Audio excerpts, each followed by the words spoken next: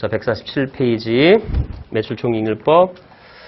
자, 매출총이익률법은 화재나 도난 등으로 인해서 재고자산을 회계로 이용할 수 없거나 내부관리 목적으로 재고실세를 할 수 없을 때 기말재고자산을 금액을 추정하는 경우 흔히 사용하는 겁니다. 자, 재고실사가 제대로 안 되니까 하는 방법이래요. 이러한 경우 정확한 단기 매출 원가율이나 매출총이익률을 자료를 이용할 수 없고, 자, 기말재고 파악이 필요한 경우 매출총이익률법은 언제 걸 써야 된다, 여러분? 과거의 매출총이익률을 사용해서 재고자산 금액을 추정하는 겁니다. 다른 데이터가 없으니까. 다만 재고자산을 추정해서 계산한 방법이므로 국제기준에서는 이 매출총이익률법을 인정하고 있지는 않습니다. 시험상으로 나오지만 이런 얘기고. 자, 매출총이익률법의 적용, 양가로 2번입니다. 매출총이익률법에서는 과거의 매출총이익률을 이용해서 매출 원가를 추정하시고, 판매 가능 재고에서 이 추정된 매출 원가를 차감해서 재기말재고 자산을 추정하는 겁니다. 아까도 얘기했지만은 기말재고가 먼저 계산되는 게 아니라 매출 원가 추정치가 먼저 나오고, 그렇죠? 판매 가능 재고에서 그거를 빼는 게 나머지 기말재고가 되더라는 얘기죠. 자, 매출 원가 추정 보세요. 매출총이익률법에서는 먼저 매출액에 추정된 매출 원가율을 곱해서 매출 원가를 추정합니다. 이때 매출 원가율은 1 마이너스 매출총 이익률로 계산해 주시면 됩니다. 뭐 다 아는 얘기죠, 솔직히 이런 거는. 그렇죠? 이렇게 해서 구분합니다. 그 밑에는 이제 그 내용을 쓴 거니까 굳이 안 보셔도 됩니다. 자, 다음 페이지 가시고.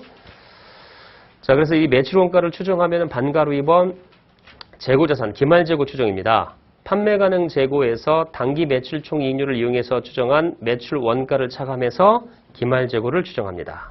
그래서 거기 박스 안에 보시면 여러분 두 번째 것만 보세요. 기말재고 자산의 추정은 판매 가능 재고, 기초 재고에서 단기 매입액을 더한 거에서 마이너스 매출 원가 추정치를 어떻게 한다고요? 차감해서 계산한 겁니다. 얘기죠. 자, 3번. 매출총 이익률법에 대한 기타 사항이라고 나오죠. 자, 매출액 계산을 보십시오.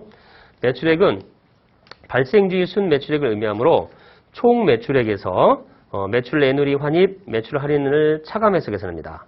한편 발생주의 매출액 관련된 자료가 제시되지 않고 현금주의 매출액과 관련된 자료가 제시되는 경우에는 현금주의 매출액에 자 거기 매출채권 증가액을 가산하고 또 매출채권의 가요율곡 감소액은 차감해서 뭐로 한다 여러분?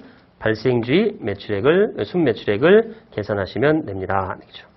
이게 돼 있고 자 그래서 거기 매출액 계산이 나오는데요. 자 박스 발생주의 순매출액은 자, 총 매출액에서 애누리 환입 할인을 빼서 계산하지만 자, 우리한테 필요한 건 그 밑에 겁니다. 두 번째, 현금주의 매출액에서 매출채권 증가는 플러스, 매출채권 감소는 마이너스. 그렇게 해서 계산하고 이 현금주의 매출액이라는 뜻은 현금 돈 받고 판 매출액도 있지만은 매출채권을 돈 받고 회수한 것도 포함시킨다.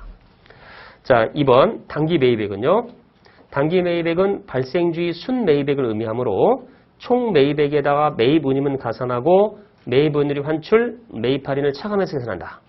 한편 발생주의 매입에 관련된 자료가 제시되지 않고 현금주의 매입액과 관련된 자료가 제시되는 경우에는 자 거기도 알고 있죠 여러분? 현금주의 매입액에다가 매입 채무 증가액은 다시 가산, 매입 채무 감소액은 뭐? 차감 해서 발생주의 순 매입액을 계산한다. 그렇죠? 그래서 발생주의 순 매입액은 총 매입액 더하기 매입 운임 마이너스 매입 운임 환출, 매입 할인도 되지만 자 다시 한번 얘기하면 총 현금주의 매입액에다가 매입 채무 증가는 더하고 매입 채무 감소는 어떻게? 마이너스로 표시가 되더라는 얘기죠. 그렇죠?